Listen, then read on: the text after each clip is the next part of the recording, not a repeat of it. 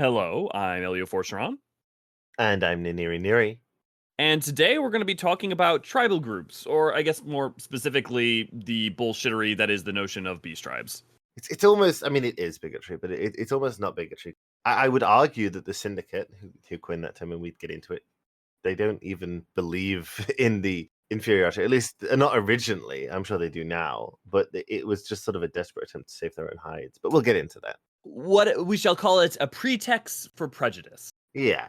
But yeah, so today we're going to be having a fun talk about this thing that I think is very inarguably a major component of the MSQ, even if you don't notice it as much as you go through it, and especially a component of the side content in Final Fantasy XIV. And in present days, it's really been touched on, I guess, the shift from when you go from Beast Tribes in 5.0, or I mean prior, to 6.0 where it becomes tribal groups. And the fact that it doesn't get switched up until that point shows that it's a narrative component, not just the devs being like, oh, whoops, we thought it was kind of wrong, so we're going to change it.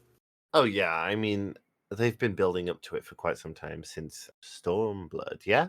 At least there, but certainly the pleading of sort of, the humanity and the equity of these groups has been present since era. I can't speak for 1.0. I mean, we kind of came out of the gate swinging on this one, didn't we? With exactly where we're where we're coming from on this, but I think you look at the relationship between you and the tribes and the story of what 2.0 is about, and look to something like 5.x and something like the Eorzean Alliance, and the fact that getting there is a step-by-step process with a lot of not just missteps, but with different groups. An example, I guess, would be the difference between the blue Kojin and the red, right? Or that no tribal group is actually a monolith, the same way that no group like the miqo'te that live with Gridanias versus the poachers, or the, different groups all can very much struggle to different capacities with the city-states as a whole. Yeah, and a lot of these groups are not all of them, but a lot of them are sort of vaguely extremophile. So it makes sense that they would be pushed into various situations, both by the races of men, but also by just the environment they live in. Yeah, so I mean, this part right here we're talking about right now is a little bit of an overview, but why don't I kind of start out by asking, hey Niniri, as the game puts it, a la something like 2.0, what is a beast tribe? So a beast tribe is a term codified by the authorities of Uldar some time ago, and that has spread enormously throughout the world. Certainly throughout Eorzea. We certainly see evidence of it in other areas. I just wouldn't be so confident in saying that it's universal in other areas. Where there are people, there is greed. So there is certain elements of that there. Othard seems to have a much more diplomatic relation with all its peoples, to a greater and lesser degree. Not that aren't a lot of people who are put off by the Namazu, or that they aren't treated as lesser, or even to an extent the Lupin or the Kojin. But it's a little bit more diplomatic, it seems. Whereas Eorzea, definitely, at least in the past 20 years, is incredibly fraught and has had a long history of it being fraught to greater or lesser degrees. And then in Ilsabard, because of the Garlean control and their use of savages as a general idea, I pretty much their relationship with anyone who isn't Garlean is hostile. Yeah, I mean the Gallian savages term, just to touch on briefly, is very clearly an allusion to sort of the Greek and Roman barbarian term, which just means anyone that's not us.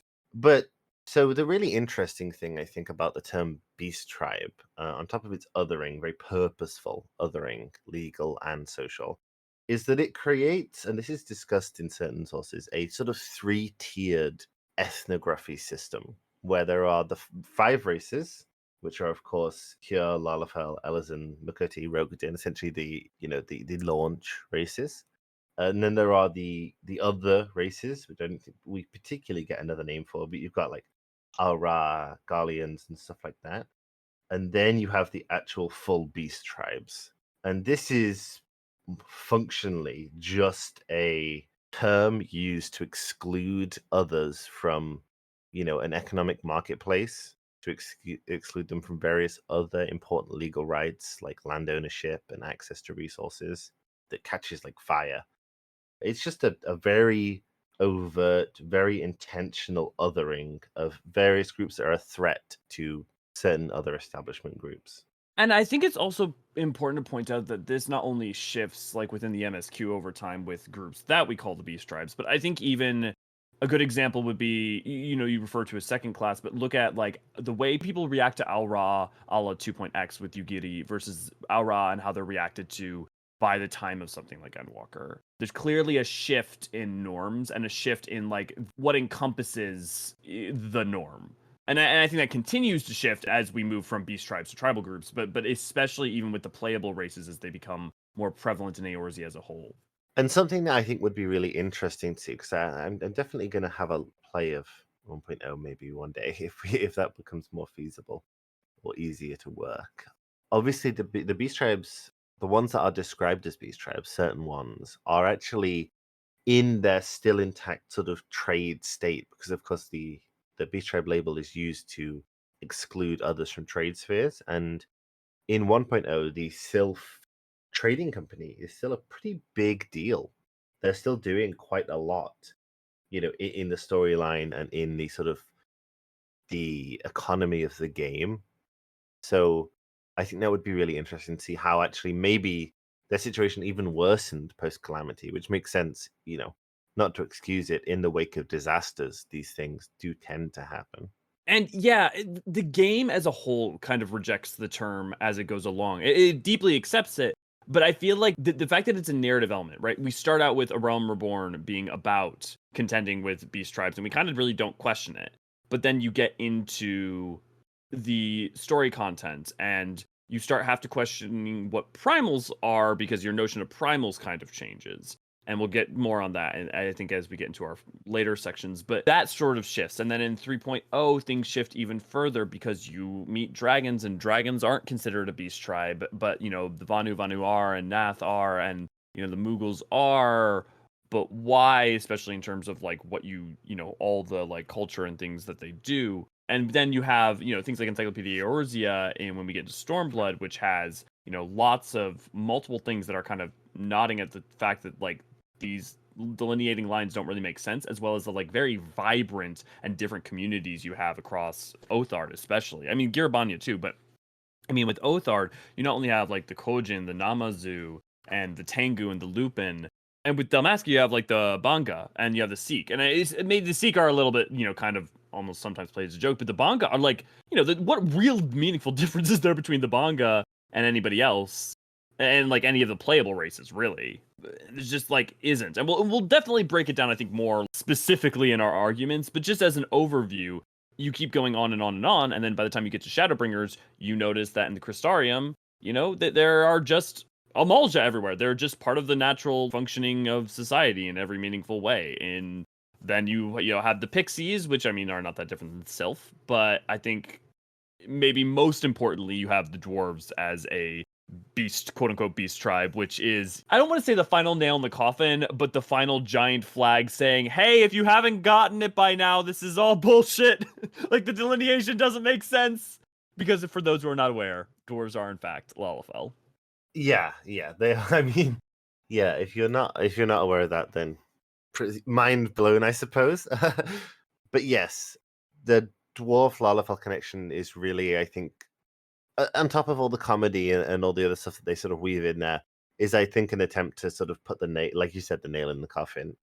I think they've been overt enough about that, to be honest, in general, but it pretty much makes it impossible to deny, right? Right. Well, and it sets you up really well for, I think, what it sets you up for the setup, which is like what 5.x ends up being about, and getting you to the point of a united Eorzea standing together, and that doesn't just mean the city states. So 5.0 or 5.5 and 5.55 and 5.4, right? 5.4 is partly about them. Well, I'm sure we'll talk about that a little bit later, but you need that in order to reach what 6.0 is about. Right. And I also love the big gold Quickerin leader. Yeah. So, I mean, that's just a big win for me. I love how goofy he looks. Very good. So, why don't we head into our sort of, well, I guess first/second section at this point, kind of just going over a little bit of Eorzean, a very, very rough overview of some of Eorzea's history and like its contention with other, I don't want to say just tribal groups, because I think I have dragon stuff on here, but shall we walk down this memory lane of the sixth astral era in particular? Yeah, let's do it. Let's do it. Okay, so in the first like 5 centuries, you have basically everything going on with the Elizons and dragons, right? Like you have both what amounts to their unity and their betrayal. And you also have the Mughals, part and parcel to that as well. We know building things in the churning mists. But with dragons not being considered a beast tribe, is that purely because of their power? Once the Ishgardians or proto Ishgardians, I mean, at that point, Ishgardians betray them, they are seen as villain, but they are not. They don't need to systematically other them. I suppose that's because the dragons are already either withholding themselves from the Elizans or are specifically assaulting them anyways. I think the only group that has desire, want, opportunity to declare them a beast tribe is Ishgard, which of course is pseudo sort of isolationist. I say that because they never really come across as functionally fully isolationist. For a great deal of the period that the beast tribes are referred to as such. So the Uldar, Limsa, the other sort of mercantile powers of Aldenard don't have much need to, or even much incentive in any case, to categorize them so. They're very distant to these people. The only ones that we really see are spillover from the Dragon Song War. The dragon in Brayflox is just someone injured, just a dragon injured by Ishgardian dragoons. So they don't have any reason to, really. Yeah, and speaking of Brayflox and Limsa, I mean, hey, the Kobolds and the Sahagin, I guess also the Gobbies, but we'll probably get that a little in the future with the Uldab. But you have in the 800s, you have the rise of Limsa, and then you have the pretty much the immediate issues between kobolds and the early Limensons, because the Limensons tried to spread out and take over parts of Vilbrand and immediately come into major conflict and contact with the kobolds, which there are multiple points in history where they try to secure peace, and that falls through most often because the Limensons then go back to expanding their territory. Yeah, so although the Sahagin might be more iconic for certain people as an enemy of Limsa in the modern day, historically, although they've had reasons to clash, their rivalry with the kobolds has been much more defining for them. And of course, it is essentially a land war. I don't think the modern world title applies perfectly here, but it is essentially a colonial force, Limsa. When they go in, the kobolds weren't really dominating the shores. They probably were interacting with them for trade and stuff. But once they start to go inland, it is essentially a colonization effort. So obviously that sparks pretty fierce opposition from the kobolds.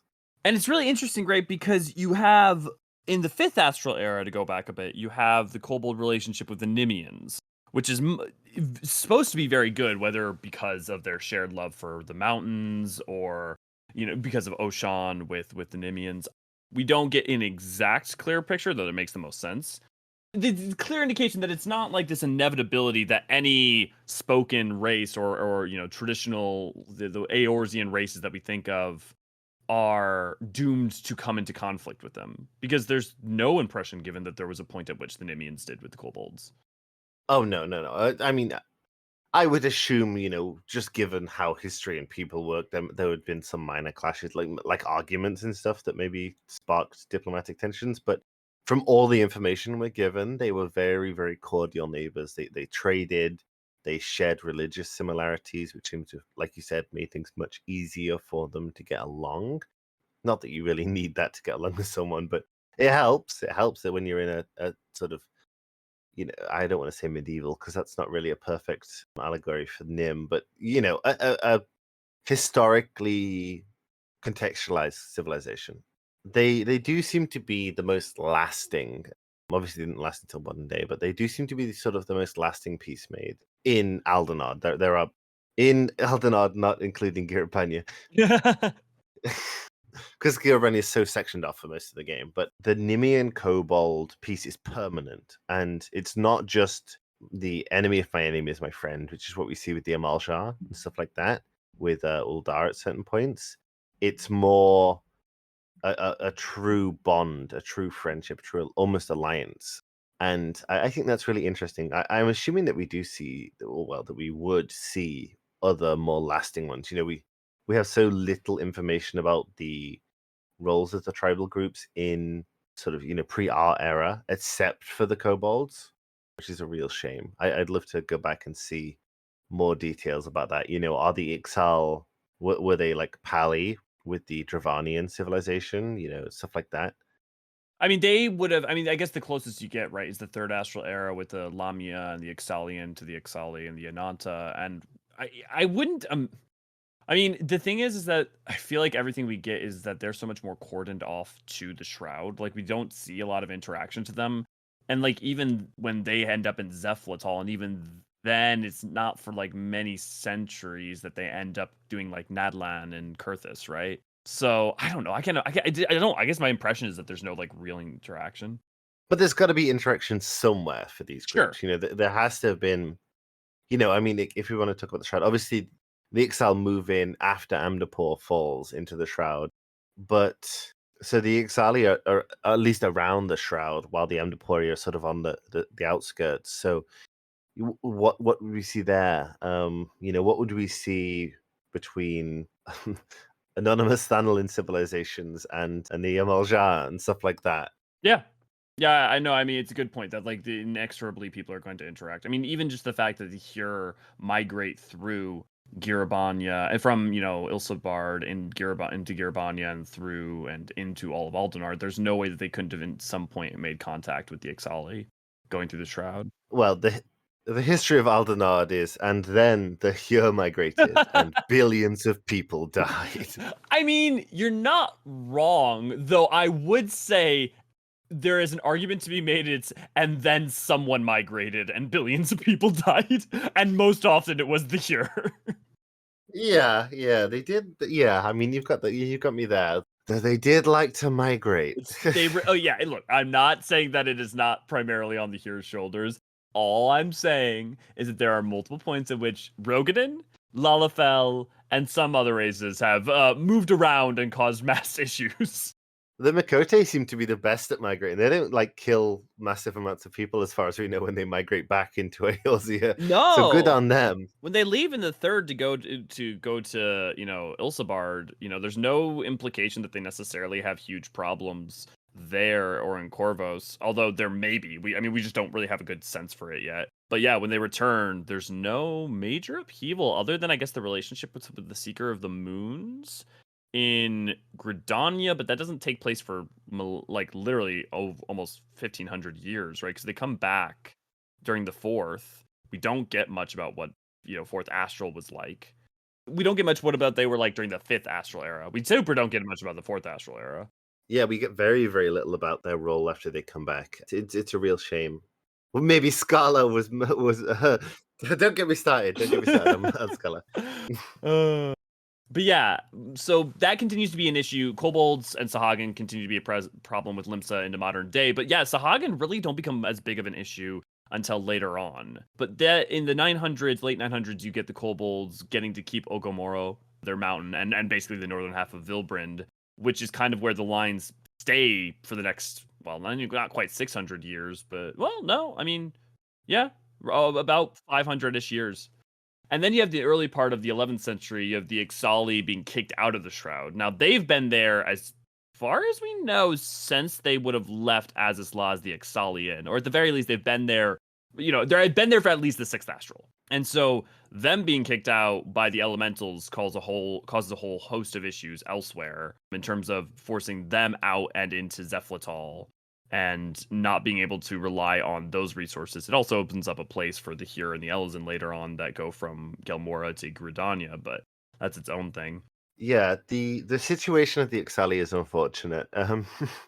It's one of these many, and there are every single source that you read about the elementals doing something. This will be the case, where they are somewhat sympathetic in motivation, but they're just kind of dicks in how they do it. So yeah, they kick the Ixali off, and because the Hyur have migrated into every other area of Aldenhard, they get shifted off to Zelphatal, which doesn't have enough food or lumber for them, so they're all dying of wind chill. Yeah, it's not a great way to be, though. Innovation does come about from the Ixali being in Zephylatal with Ceruleum, as we'll touch on in a bit. But we also have, in that same time period, that's when Sahagin start to attack Lamincen ships because the Lamincens kind of start traveling into the Indigo Deep off to the west of Vilbrind. And we also get the first time that you have a pirate crew working with the Sahagins, which is important for going forwards, what with like the Reavers and all the stuff that comes later. And I guess also really an indication that the relationship between tribal groups, and normally Eorzeans, what's the difference between Hyrs and Rogadin working together as a pirate crew versus Sahagin and Rogadin, you know? Yeah, so the situation with the Sahagin is interesting because it becomes a pretty major factor for the actual crews of the ships, and it does seem to become sort of an aspect of pirate culture. And of course, these are both probably the biggest things in Limsa, but they're not attacking Limsa, right? They're not actually going to Limsa's territory and attacking them. It's sort of like it's piracy, really. I mean, the Sahagin are committing piracy, which the Limsons currently blame them for. But yeah, the cropping up of humans siding with Sahagin is really, really very interesting because it's not something that you see voluntarily in most other tribes. You don't see, for example, a cult of any other primal, but like cult of Bismarck rising amongst the colonizers of the Sea of Clouds. You don't see Ifrit cultists, except for the ones that have been tempered. Yeah, for the most part, you end up seeing things like more the Lambs of Dalamud, or those who already worship Relgar, or things like much more akin to that. And I think part of that also is maybe not surprising because of when summoning comes about post the battle over Silver Tier. There's already that huge divide and gulf between most tribal groups and the Eorzean peoples. So not a lot of people are going to convert unless it's forcefully. Right, exactly. And I suppose the nature of the conflict in which these people's families aren't getting killed. The Sea Spray's mothers haven't died at home because of raids from the Zargan. Maybe they've got a friend who's dead on a ship, but I suppose these wounds are less grievous in the sense. So maybe these sort of conflicts are more easily forgiven by the Sea Sprays in return for the power and the material gain that they receive. Well, right. It's important to remember at this time, pre-calamity, that the spawning grounds of the Sahagin are like specifically in the Indigo Deep. So their incursion onto like Vilbrin is much fewer and far between. I mean, we get very, very few instances of it until really Western Thanalin needs to be subsumed for their new breeding grounds because of what happened during the calamity. So because of that, there's kind of good reason why the Sahagin relationship is, I don't want to say less fraught, because it's definitely fraught. You have to willingly go into the Indigo Deep to really meaningfully engage with them at this time, in the 11th century and really prior to the 7th Astral Era and 7th Umbral Era. Yeah, the situation that we see in the first is almost more how I imagine the Sahagin back in those times. They're kind of reclusive just by nature of where they live. Yep. It's just not easy to get to them, and it's not easy for them to get to other people, so they don't really bother. Yeah, no, I think that's actually a perfect, indication, because literally the Tempest is basically supposed to be where the Indigo Deep is. So it makes sense that that relationship is what would have been more like prior to the Seventh Umbral Calamity. Exactly, yeah. Then you have still within the 1100s the Pagels coming to be, basically Gridania, Pagels, all that good jazz. And I bring that up partly to remind people that Pagels exist and that Pagels are kind of weird. They're never growing old, horned Hurrian babies. So whether or not should be classified as a beast tribe, they are an anomaly and are still just considered not only part of everything, but leaders. I think that's a good way to phrase them, an anomaly. So we go into pretty meticulous detail in the Pachel in the Gridania episode if you want to go watch that. But yeah, so like Elio said, there are these weird kids that are born in Gridania amongst the Huron population. They have horns, they don't age past, it's like 12, 13, 14, and they don't die until they reach like 300 years old, unless they get killed. And they are able to commune with the elemental spirits of the 12's wood in a pretty profound way. So, see, here's the problem, right? Because it's one thing to say, they don't make much sense to be classified as beast tribes because they're just anomalies, individuals. But none of the tribes make sense to be categorized as beast tribes. So it really just illustrates how nonsensical the categorization is. Well, and I think it'll be much more demonstrative when we go by like through the criteria and compare and contrast those in specific, as particularly with the Pagel, because I think that if you're rooted in thinking, well, they're just heroes with horns, so they're still within the classification that isn't beast tribe to me. that is not something I'm necessarily sympathetic to, but I can understand that thought process. But as we get into criteria at the end of the history section, we'll definitely, I think it'll become a much clearer. Yeah, I think that'll be interesting. Anyway, the Pagils are X-Men. Moving on. Kobolds and Laminsons end up fighting for, I mean, really that happens from now until the present day. But more importantly, we start to get into the Ul'dah and Hydaelyn stuff with Hecaton Kyries in the 13th century, where the Hecaton Kyries are enslaved by the Uldans and are basically mind controlled with mind warping devices that the Hecaton Kyries then need to break out of. Now, these guys are large and brutish, but effectively they're just poorly spoken Rokugan. I mean, that's an overgeneralization, but like they're spoken, they have culture, they have society, they have weapons and tools, they have there's nothing about them that necessarily prevents them from having engaged with the Eorzean city-states any different than the Amalja would have. And they are just literally enslaved, and then when they try to get their freedom, they are locked underground. Yeah, and the truly stunning thing about it in terms of cognitive dissonance on behalf of the Thorn dynasty, who rules Uldar at this time, is that so they enslave them. Obviously, the Beast Tribe label I don't believe exists yet, but Yeah, it doesn't exist till 1559. yes, but this concept of othering has existed in an undercurrent previously. I would say, especially considering the Amalshah conflict. Well, and I would say especially, I mean, you look at how the kobolds and the Sahagin are treated by the Laminsons throughout time. And I think you look at the relationship between the Ixali and the Gridanians is, I think, fraught in the same way. So I would definitely say that that is very much true. And even if you don't want to call the dragons a tribal group, or even if that terminology is never used, the conflict between the Ishgardians and them is still present. And the Girabanians, actually, I mean, frankly, the Girabanians are kind of weird outliers in that they're really more just fighting each other than any of the tribal groups. Yeah, I mean, you might fight a tribal group in Gurabania, but that's not prejudice. That's just the culture. So something that's really interesting, I think, is how they sort of seem to have rationalized it, which is that they're a lesser species because they're Gygases. But how do they get them? They buy them off of other Gygases.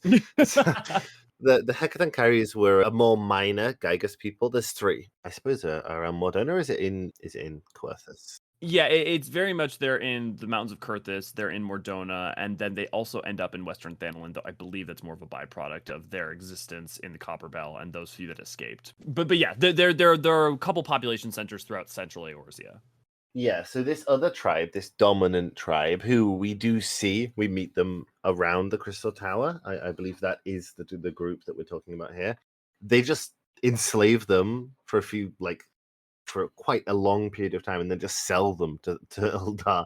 And Eldar's like, yes, thank you. I will take your slave labor that could crush me with their bare hands if our somewhat unreliable control helmets ever went out. Yeah, right. And there's real world connections to this as well. It happened both in Africa and I believe in the Americas as well. So it's not an unheard of practice. But the thing about it is if you're willing to deal and engage with the community, selling another member of effectively that race, that should be telling of some kind of like you're willing to treat one part of it co-equally, but not the other. Right. So it's interesting. I'm sort of refreshing myself with it now. So the Gigants, I remember that's the full term for them now. So the Gigas are the ruling group. And so it's sort of implied that they once had maybe not a state, but certainly an area of control over much of Abalathia's spine. And they had two slave races, the Hecatonkairis, who get sold to Uldar, and the giants who sort of free themselves and now just roam around Coerthas punching things really hard. And of course, the Gygas sort of migrate down to Mordona. And for some reason, I mean, I say for some reason, but it's a giant gleaming crystal tower. They start to worship the crystal tower. I mean, it rose from the ground. I mean, I don't know what more you would want in terms of. Yeah. I don't know. That shit happens in the real world. I'm not sure I'd worship it, but it damn well would take up a lot of my brain space. I think you'd get cults pretty quickly around it. You definitely get cults pretty quickly, that's for sure. Speaking of, there are going to be points which we're talking about things like the history of the kobolds, which you can find more of in our Lamensin video, or we'll be talking about Amalja, Sildi, things like that, which you can find in our early history of Thanalin videos. So make sure to go check those out if you want more contextualization, as we may just be covering over things without going into deeper detail. Not that we haven't already turned an overview into a deep dive, but speaking of the Amalja and Sildi, in the 14th century, you have the Amalja and Ul'dah teaming up to deal with the Sildine undead. Now, I know you said that there was an enemy of my enemy relationship between the Amalja and the Ul'dah, and while I think that's true at this point, I actually think that a lot of the historical record shows that there was a lot more of a, if not kinship, well-working relationship between them, just through especially the Criterion Dungeon, the Sildi Subterrane, because not only do we get notes of the level to which they like worked together, but we also get in the final chamber a specific nod towards the fact that Nanamo's parents wanted to protect the legacy of their relationship in working with the Amalja, and that they were still close even to that point, 300 years later, basically. Yes, exactly. So there is an interesting sort of dichotomy here where we are given the information that Ul'dah has had and will, of course, continue to have until modern day conflicts with the Amalja, but they do occasionally side with them. And, there's always an interesting dichotomy to be had with regards to Uldah's stance towards anything, because there are so clearly defined two factions in every single decision involved here. The decisions of the syndicate are not the decisions of the Sultanate and vice versa. So I would propose that, yes, Nanamo's parents were, and their faction, the Royalists, were, but I do wonder if the monetarists perhaps were more aggressive with regards to that. I feel like there's no question that they're more aggressive, and I wouldn't even be surprised if throughout all of history the monetarists were at odds with them.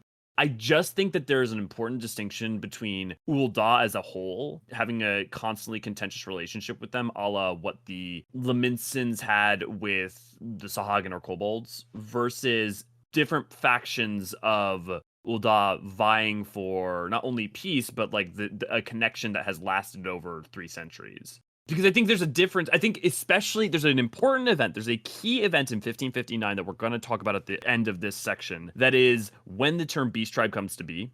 And it happens as a byproduct of a law enacted by the Sultanate. However, the context that it was basically political maneuverings by the syndicate that forced them into a position, and that the Sultanate worked very hard to try to minimize any of the damage done by that, is not, I think, important in terms of like justifying their actions, because I think you can still criticize them for still conceding to it, but that there were people still valuing those relationships. And I think that is really telling. No, I completely agree with you. The interplay of politics has always been one of the most interesting aspects of Ul'dah culture and of how they interact both internally and externally. Yeah, and Ul'dah comes back up in one interesting way with, I guess, the Ixali. In the 14th century and 15th century, you really have the beginning of flight when the Ixali discover cerulean gas, which, again, very important. Flight is discovered and effectively first created in Eorzea by the Ixali, not any of the Eorzean races, right? Like, that innovation is through them. But then you have the Ixali teaming up with Tatanora for Tatanora's Skyways and like innovating and creating something even better over about that first happens in what late 1400s into like the 1500s. Yeah. And that is also exemplified just like of the ways in which the Ixali can work with Lalafels in order to create, wonders, and what makes that different than the innovations created through the blacksmithing guild of like Rogadin and miqo'te, or Rogadin and Hyur. Yeah, there is no distinction, right? Like you said, the Ixali discover flight and they use it for cargo, and then they go on to create, innovate alongside Ul'dah and Lalafels, and they create something that shapes the entirety of Eorzea. But of course, I would imagine that Skyways get some pressure from the monetarists, to be honest, at a certain point to airbrush over that part of their history. Well, and this is a great example of the way in which the historical context at face value can lead you to agree with the notion of a beast tribe, right? If you play the Ixali side quest, if you do all of that story with the Ectil 9, that's the only way you find out about the real full history of the creation of flight and how Tatanora found out about what he did and how he worked with the Ixali. Whereas prior to that, that's really completely obfuscated and just not given to you. And so you just see it as like, oh, someone like Sid created flight, and flight was created in Ilsabard, completely separate from Eorzea, and so It's just one of the spoken races thing. It's one of the, or, I mean, it's still the Ixali are spoken, but the Eorzean races, or like the quote unquote human races. Right, yeah, the 5 races as they're sometimes called. Well, I didn't use the term 5 races specifically because I'm talking about Sid and Sid's Garlean, Good right? And point. so the distinction there is that there is still like this separate class of those who are quote unquote man, whereas there are those who are beastmen, which just seems weird in example in here. Moving on though, you also have, we can't talk a bunch about this because we don't know a ton about the mammal jaw, but you also have the 16th century, you have Kenton Ram the Blue heading over to the New World, meeting the mammal jaw leaders there. We also know there's the Wallachui there, the Hurrian tribe. Yeah, so this is honestly one of the things that I've been sort of thinking about, and I think I've talked about it before, which is that I don't think tribal groups goes far enough because although Mumblejaw culture does have tribal aspects, they're also just running an empire, a centrally administrated, although probably somewhat decentralized empire. So that's not really a tribal regime. Right. Well, and the kobolds have a very systematic form of government with over 700 groups with complex culture and hierarchy and jobs and roles and occupations. Like, it's frick, man, it's more complicated than the Seekers of the Sun, who it's like one dude fucking a bunch of ladies and then other dudes fighting him for it. I mean, like, it's, what do you want? Like, so it's clearly not culture. It's better codified than Limsa. Yeah, right. Like, who's the biggest, baddest pirate? Speaking of Limsa, you also then in the 16th century have really when Sahagin and Leminson conflict comes to a head and gets worse and worse and worse, which then at the end of the 16th century, towards the end of the Sixth Astral Era, gets really bad when Leviathan starts being able to be summoned, and then when the calamity happens, the spawning ground issues. Yes, and then the aggression from the Sahagin really just is dialed up to 1,000. It's essentially a death rush. They know if they don't get these spawning grounds, their race is going to die. So, or at least be massively reduced in number. Yeah. I'm sure there are some other islands that they're using, but they're not big enough. So they rush Filbrand. Yeah. And then we have 1559, which is a year that I keep saying in specific because, like 1562, which is the Battle of Silvertear Skies, there are certain key years in general that are worth knowing, and there are very much certain key ones towards the end of the Sixth Astral that are very helpful to know in terms of contextualizing the amount of time between these very important events and our current days. For context, if you were still using the Sixth Astral Era calendar, the year that ARR starts would be 1577, because the Sixth Astral Era ends in 1572, and then there's a 5-year jump to the beginning of A Realm Reborn. So 1559 means that there are 18 years between this event and the beginning of A Realm Reborn. And that is, under the influence from the Syndicate, the Sultanate enacts a law forbidding all deals with beast tribes. All beastmen are evicted from the city-states, save for the richer Kakern merchants.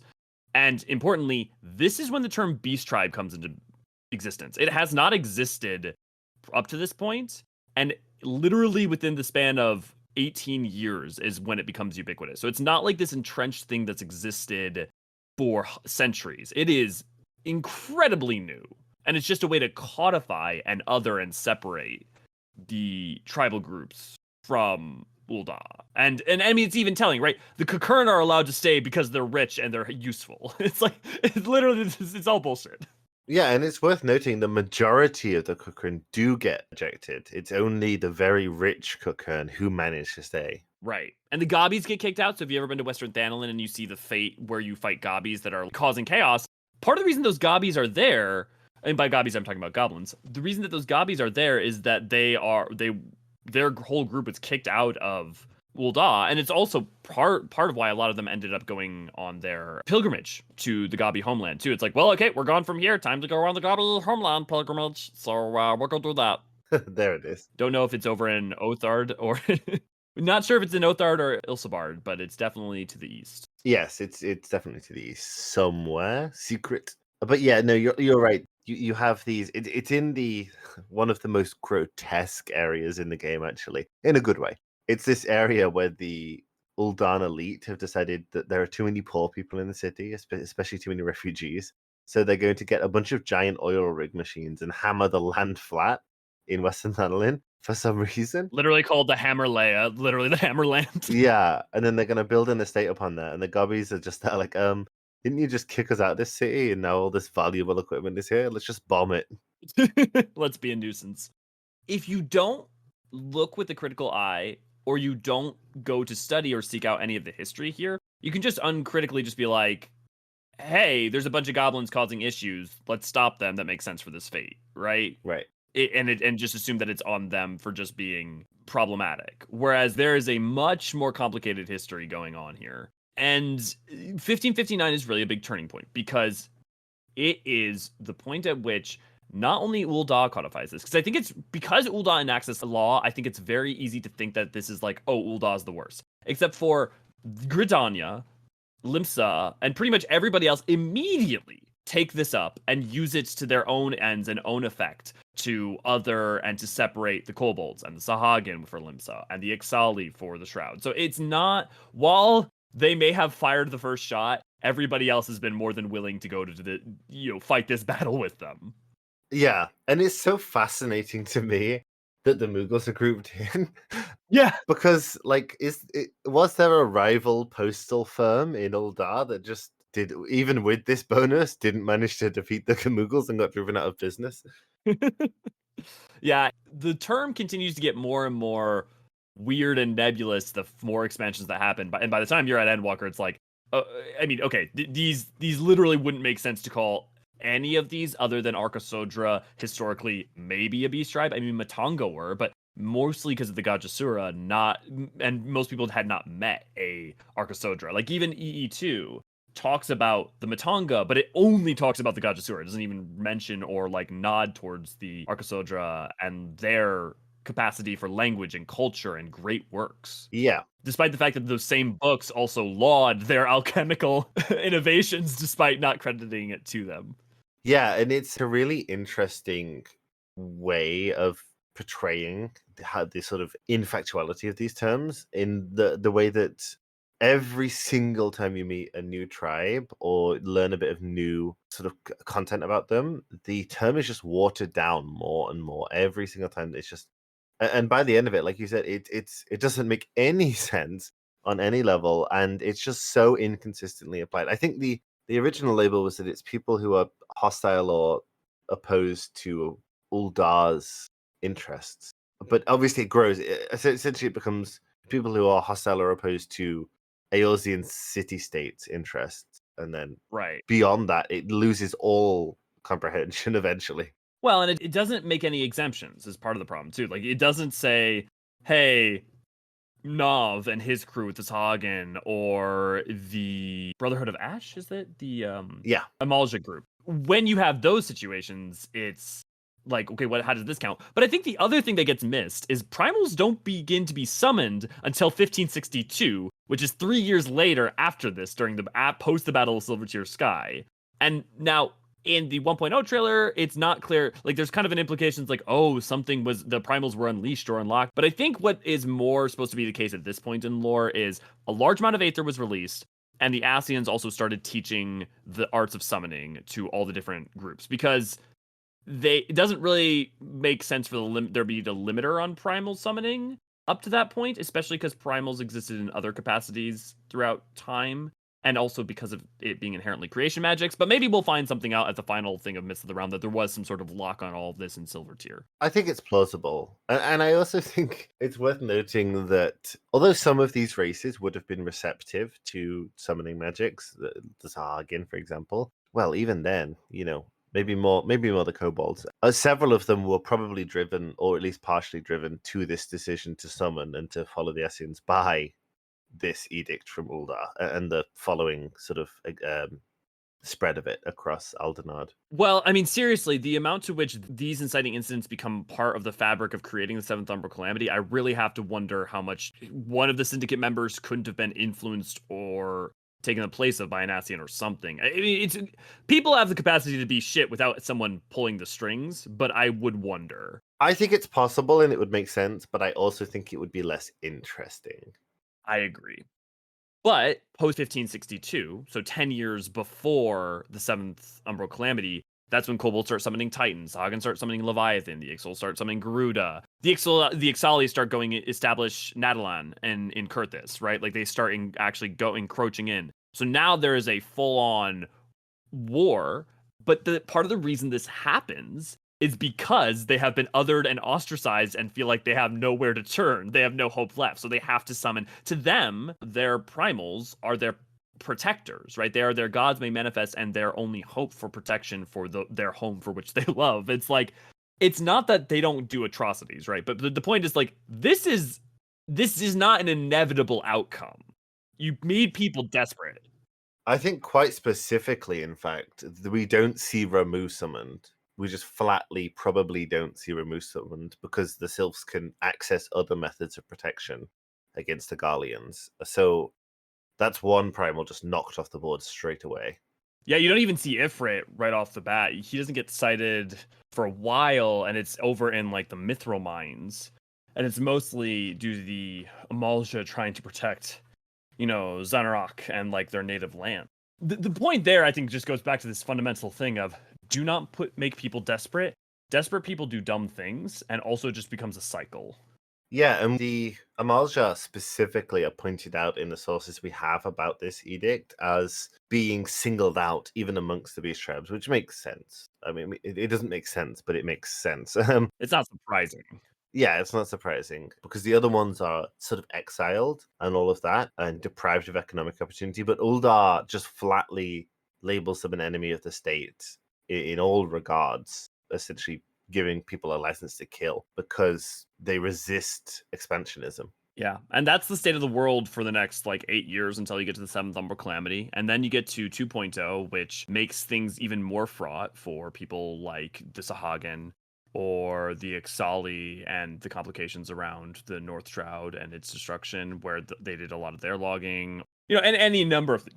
Clearly, the seventh Umbral Calamity threw a lot of things into upheaval, or for others was, hey, now's our chance. The interlopers are weaker to like push back and reclaim parts of our home. And we see sort of a surge in Ascian activity. I mean, although they were certainly active pre-calamity, they seem to really go all out in the wake of the calamity, which makes sense. I mean, it's a good chance for them to do what they do. Yeah, and we touch on, I mean, all 2.0 is all about the tribes, really. Like you think about it as Garleans, but like the main crux of at least half of all the Realm Reborn is about the tribal groups, and then also about their gods, even when it comes to Ultima.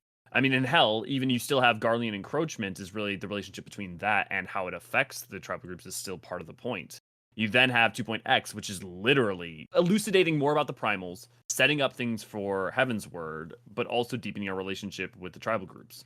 3.0, you cannot escape that. I mean, Bismarck is one of the trials. Then you have Ravana with the Nath. Even Thornton, right, is primal. But the level to which the tribal groups are a big part still of Heaven's Word. When you the Sea of Clouds, even the Churning Mist with the Moogle, the amount of quests that's there, you can't escape all of that. And then into the point X of that, you still see plenty of interaction with it. I mean, a little bit less, but still, that interactions are there as well as the tribal quests themselves. Stormblood, heck, man, like you're dealing with the Anantu, you're dealing with the Kojin, you're dealing with the Namazu, you're dealing with the Lupin, you're dealing with, I mean, even the Tengu sometimes.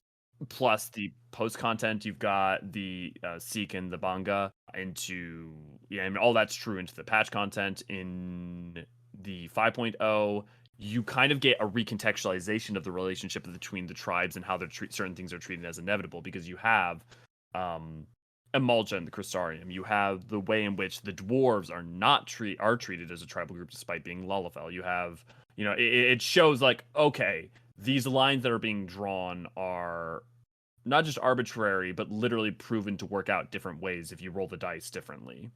Absolutely. The world building of the first in several ways. I think they do drop the ball here a little bit with the fact that the king. Well, I don't want to say that. That sounds a little harsh, but I would have loved to have seen some, like, for example, we have like Lakeland and stuff like that. These are civilizations that are ruled by the races of men, again in finger brackets. I would have loved to just have like a throwaway line where like Oh yeah, Lakeland was ruled by the Amalja or something like that. But I don't need that. They go plenty far enough to demonstrate the fact that, this is just a cultural, historical delineation and an artificial one at that. Yeah. Well, and we're lucky enough that the Qatari quest line also at least gives us a lot of really interesting relationship between them and Ronka and the way in which Ronka would conquer and I mean, to be fair, we don't exactly know the historical record for that. We know how we can choose to interpret it. We know a vague, like it can be chosen to interpret it very hopefully and optimistically via the child's perspective, or much more realistically and pessimistically through the adult's perspective on what is the most likely outcome for how Ronka treated his people, though we know for sure it subjugated them to a greater or lesser degree. Yes, absolutely. Which I mean, they're an empire. It doesn't make it right, but also it's sort of part of the territory. It's what you could expect. Yeah. But we definitely don't get the same implication in what we learn from them, that they are treated as a subhuman species. They might be treated as outsiders to a civilization that consider itself superior, but it's not like, it's almost a little bit less sort of ethno-statey. Why don't we move on to the next section though? Because I think there's one argument to be said that we should start with this, but I do think that providing all this historical context is a stronger baseline to be moving into this section, which will be about really undefining beastmen and beast tribes as an idea. And I think by first going through the like criteria that you could use to judge them. If you use language, right? Literally, we can go through everyone. The Amalja have their own language. The Ixali have their own language. Kobold have their own language. Sahagin have their own language. Sylph had their own language and chose to adopt ours, which also I think is indicative of something in itself. Like almost every tribal group, actually, I think every tribal group to some extent, up to the point of at least Stormblood, Shadowbringers not as much, and Endwalker a little bit less, they for sure have their own languages. So like it can't be the capacity to speak language or the cultural ability to have your own lexicon and nomenclature, because all of them have their own naming schema as well. Right. I suppose the goblins are an interesting case, right? In that they seem to speak a dialect, but I'm assuming by their sort of universality and their wide range, even if they don't particularly show up in all those places at once, that they are somewhat like multilingual, at least culturally speaking. Yeah, so there's actually goblins are a really good example. Goblins have their own language that's actually way more complicated than ours, but because of that, it makes it very hard for them to convey complex ideas. So instead, they just smash them together in our language, which is why you get busy deals is, business. And so, ironically, the complication of their language and the struggle to convey it in ours is what causes them to speak what sounds more simple and almost more childlike. They also are traders that travel around the world. So, like, one of the things the goblins are really good at, and the reason that they constantly end up building forgekin and things like that, is that they will accrue knowledge from different groups and then hoard and collect that. That's why you end up with people like Munimix doing materia. And because of that, they actually travel around and spread ideas. They're almost like pollinators. But they also end up like just adapting languages wherever they go, just to like make sure that they can function. It's very sing-song, but ironically out of a pragmatism more than anything. Yeah, I mean, when you have a culture like theirs, when you see, I don't want to say nomadic cultures because that's actually not a great. I mean, they are nomads. Yeah, no, they are, but I don't feel like they compare to mainstream nomadic cultures particularly well. I would almost say universally diasporized cultures, Yeah. like or near universally, like for example, the Romani and the Jewish peoples, where you see them diasporize across the world and you see them develop, their own dialects wherever they are. I would imagine that you see that is the reality of their linguistics. You probably have, because of how language works in general, you probably have Garby speak working slightly differently if they're speaking, say, like Hingan or something like that.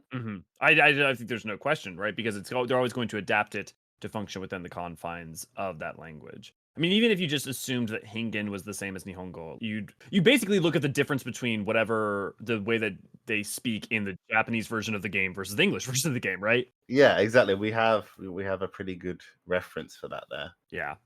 So, second up after that is complex culture. Now, I would say if you have language, that level of complicated, I mean, that constitutes complex culture in and of itself. But even then, you think about the way in which they have hierarchies in different groups. So like some groups don't have like huge hierarchies. Some of it's like dynastic, like with the Lupin or with the Ananta. But you have the kobolds who have very complicated hierarchies. You have the Amalja with very complicated literal tribal groups that like interact and communicate with each other.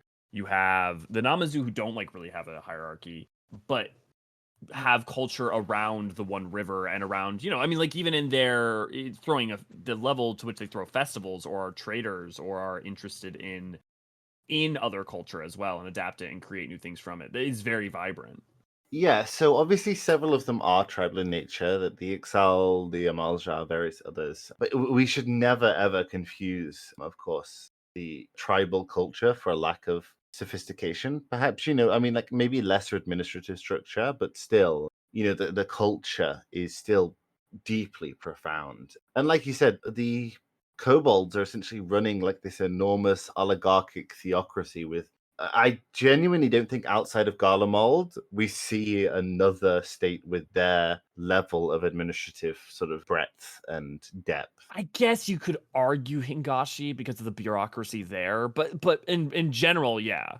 Yeah, I guess so. It just seems so enormously pervasive Yeah. in the culture of them. And of course, there are some that are essentially non-state entities, like the goblins and the sylphs don't really have a state. I mean, God knows that the goblins have demonstrated the capacity for extremely complex leadership. I mean, the Illuminati alone Right.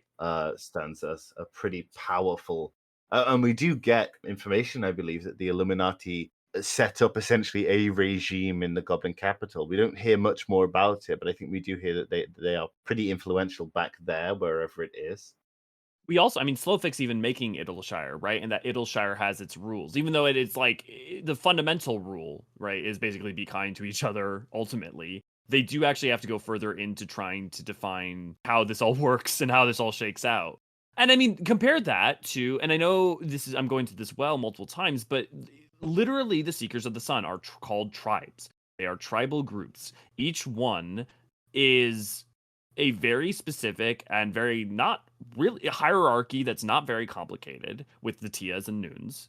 And culturally, while each letter tribe has a culture to it, it's not like they're particular juggernauts and have a high influence on the world stage. I mean, so the delineation between the M tribe and the Ananta, I mean, the Ananta seem to have, especially with the Vira and the Quiliana, the practices and the jewelry smithing and the all sorts of things that they do almost seems more vibrant than the M tribe. And I don't bring that to say to diminish the M tribe or the Seekers of the Sun, but more to point that if that was one way you were going to try to delineate between a tribe and a beast tribe, that doesn't really make sense why you would delineate between miqo'te and them. Now, there may be other arguments you would go to, but that one doesn't really work.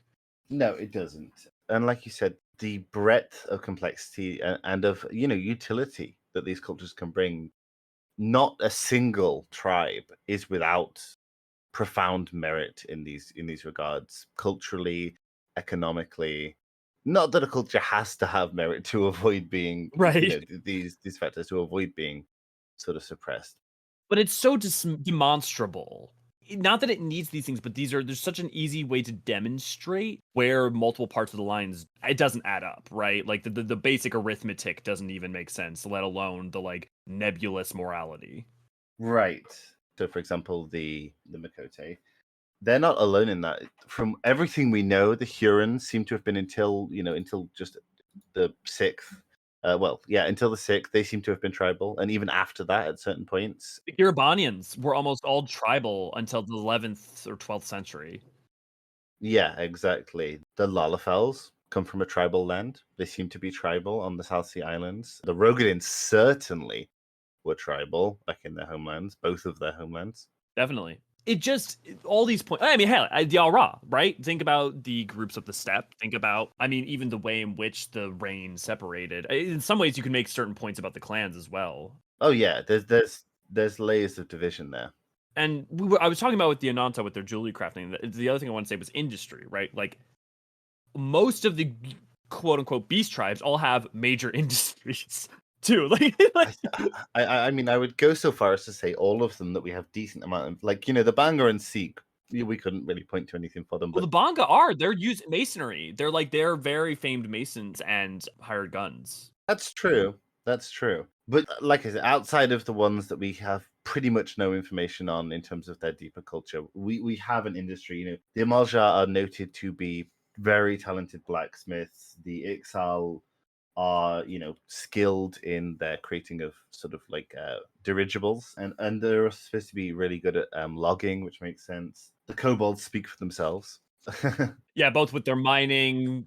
They're very accomplished alchemists in that they create bombs. Like they're literally able to farm void sense, which I mean, look, animal husbandry, yet another thing to talk about when it comes to industry, but Yeah, I won't get to any more because we have individual segments for them, but every one of them has a culture, yeah. has an industry that is assigned to them. And this is meant to be more about undefining beastmen, not just this section, but this video as a whole. So we're not going to have a completely holistic, here is every detail about every single beast tribe. Whenever I have the time, I will try to make those videos so that if like you want all the like neat, like specific niche information, it's available. But the point here is more about really communicating this element that I think starts out as a background element, becomes more and more the forefront. And I think for well over 2 years now in the game has been a very fundamental thing to understand. So if it hasn't been made clear, let this be helpful to communicate it.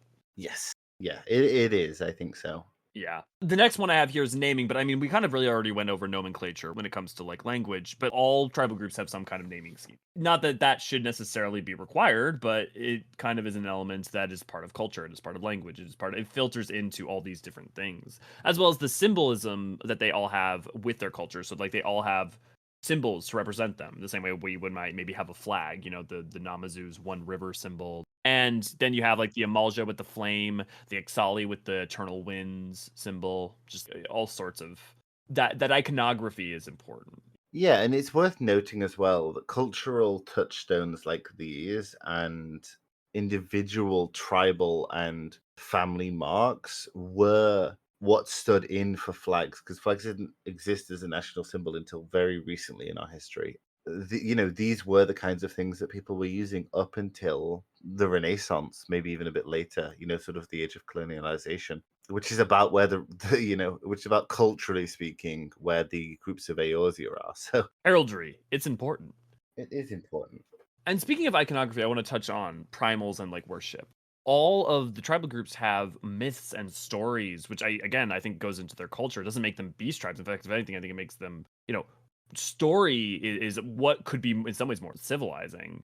But beyond that, it's also kind of bullshit to use them having primals kind of doesn't really work because we summoned a primal over card now of the 12, right? We here have summoned Yotsuyu, have summoned Shiva. I mean, not here, but specifically, the quote unquote man have summoned Shiva, Yotsuyu. Other examples I won't go into, but the point being that we are guilty of the same thing. So, which isn't that something we need to be condemned for. It's just there's no reason to condemn others for it as it somehow being different. I mean, a bunch of Highlanders literally tried to summon Ralga as a primal. Well, and Shinryu. Sorry, Shinryu was the other example I forgot. Oh yeah, and Shinryu too. Yeah. So it's very emphatic that this is what that line, the existence of having a primal or of having a creation deity of some kind is not a place to delineate us between them, right? Oh, absolutely not. I mean, I think that any attempt to do so would be. I think that would be a very telling thing to try and do. I think the final thing then is probably the most superficial, but I think important, which is appearance, because you have Al-Ra and miqo'te, who seem more human, but have what are classically like horns and quote unquote bestial appearances, or even Hrothgar, right? But they're not considered beast tribes, nor are dragon, despite the fact that like a Kojin is. Pagil are not, but dwarves are. Lalafell aren't, but dwarves are, right? Appearances especially, I think you can make a point of like, oh, it's just whatever the convention of a beauty standard is, but that's defined in part at least by whatever norm is the norm, and that is also defined by what you're around commonly. So like there could be a world in which Al-Ra were othered and Kojin were like one of the playable races and seen as the norm. I think that's what they're trying to say with the dwarves, isn't it? Yeah. So it's just the appearance angle of it one is weird from the standpoint of you could look at some of the races, and because they are not classically like Tolkienianly fair, you could argue, well, why aren't they tribes? But I think more importantly, from the other way around, why aren't something like the dragons? And is it just power? Is it just the inability for them to be literally othered because they're already above? Because they're not. They're not really treated that way. They're treated as the dragons rather than one of like the beast tribes. Right. I mean, yeah, the question I think is not why aren't Al Ra a beast tribe? Although that is a good question to disprove the beast tribe label, but the question is not why aren't Al Ra a beast tribe? It's why is anyone a beast tribe, Yeah, right? right. That is the important thing. And I think both sides flip of it from another direction is the Garleans, who treat everyone as savages, effectively to them beast tribes. And this point is even made at the end of 2.0, with Gaius being like, "You summon primals. You guys are like you're no different than all those other guys. This is why you're below us, and we must rule you, right?" Which is horseshit. But like this point is very emphatically made very early on in the game. It's not, oh, they got to 5.0 and they kind of like wanted to introduce this. The other thing on the flip side that is though is, let's just say, to avoid going too much into detail, but Garleans may at certain points have their own primal, right? Even the people who are devoted to a lack of faith are fervent in that and worship of something. And so because of that, even they who are see themselves above all and as everyone else is savages for all of their own criteria are, even there it's full of shit. Even there it's disproven. Yeah, exactly. I think it would be really interesting to see a world in which Garlemald survived for a few more centuries without destroying the world entirely. Because obviously, as you see Greece, for example, ancient Greece come into contact with Rome more and more, they stop considering them barbarians, and then the concept of barbarians starts to collapse. And I mean, that certainly happens in Rome as well. I think that essentially that's a good analogy for what happens with tribal groups. As you see more of these groups, and as you actually, get confronted with the fact of them, as the characters in the story are becoming confronted with the fact of their existence and in a true non-politicized sense, they're realizing this label doesn't work, and they're granting more and more exceptions to it, or at least influential individuals that we know are. And eventually the whole system just is not sustainable, and of course it falls apart as it has fallen apart in game. Right. And well, that's why it's important that they change it to like tribal group changes when getting to 6.0. It doesn't change, like, it's not a retroactive application, because part of the point of the story is going through that lesson, not just retroactively pretending like that lesson wasn't there. Yeah, it would be a spoiler. Yeah.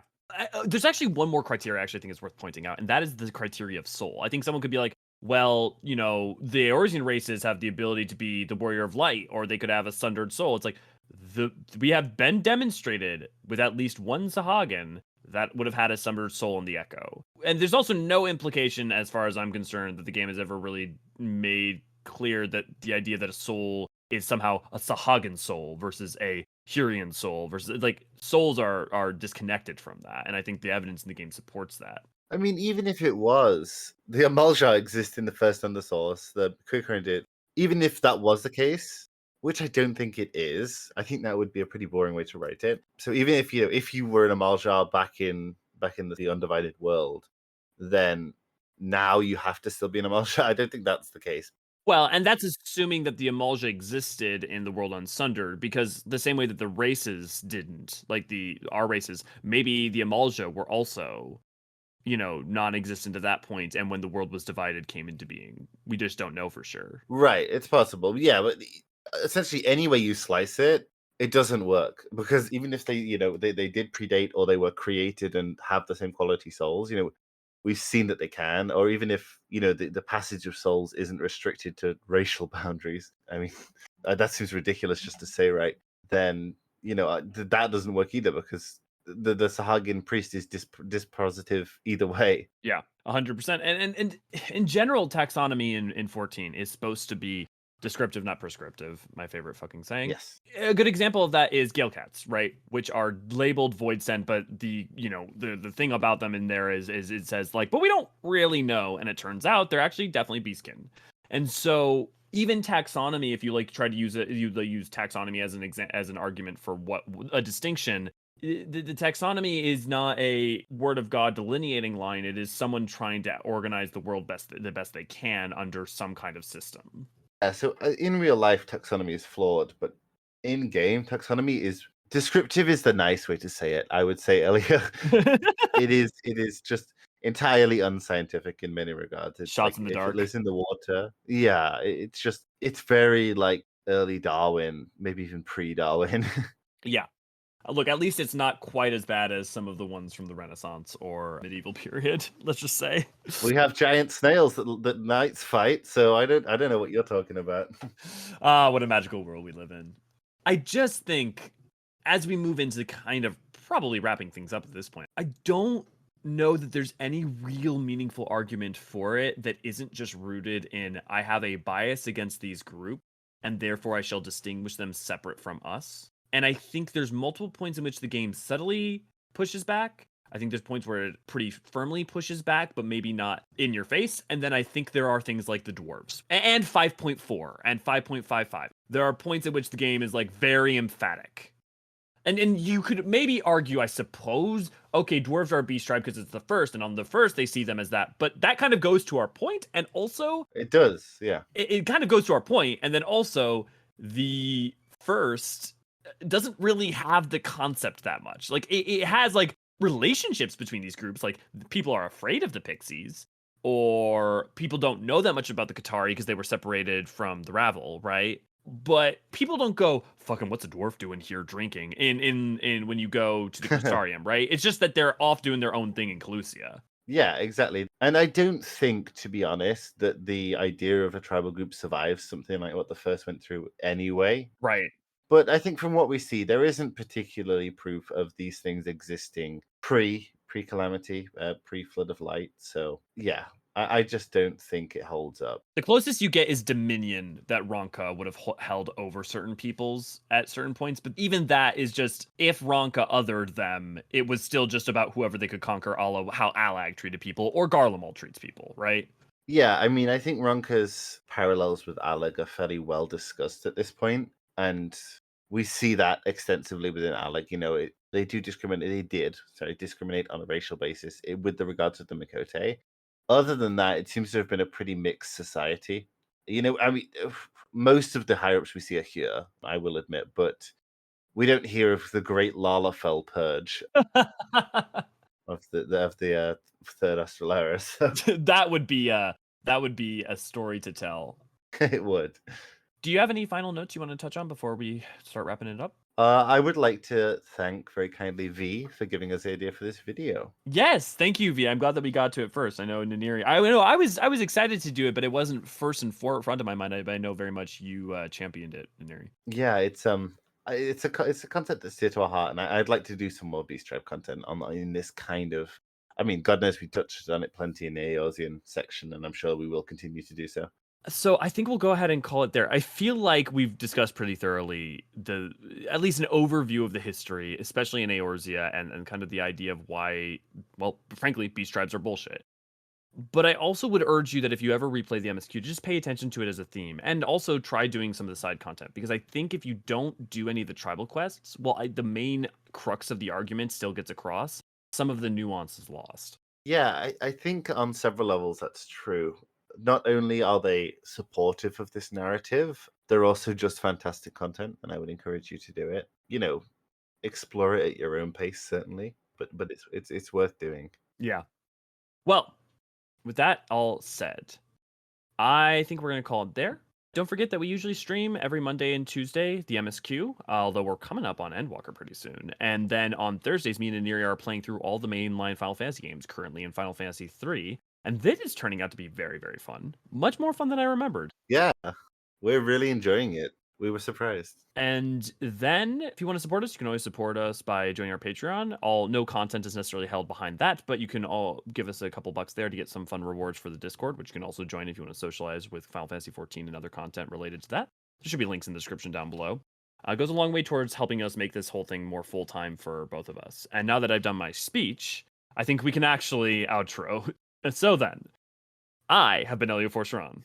And I've been Neri. And we will catch you all next time, guys. Don't be afraid to say what things you'd like us to touch on in the future in the comments down below. Yeah, in fact, please do. Please. It is not only something that you can do, it's something that is actively helpful for us. And with that, cheers, everybody. Bye. Hey all, thanks for watching. If you enjoyed this video, praise the 12 by giving it a like and comment, or by subscribing. It goes a long way to helping the channel. Don't forget, new videos every week, and if you want to engage with us further, why not check out our Discord and Patreon in the link below and become a part of our community. With that said, see you around, fellow archons.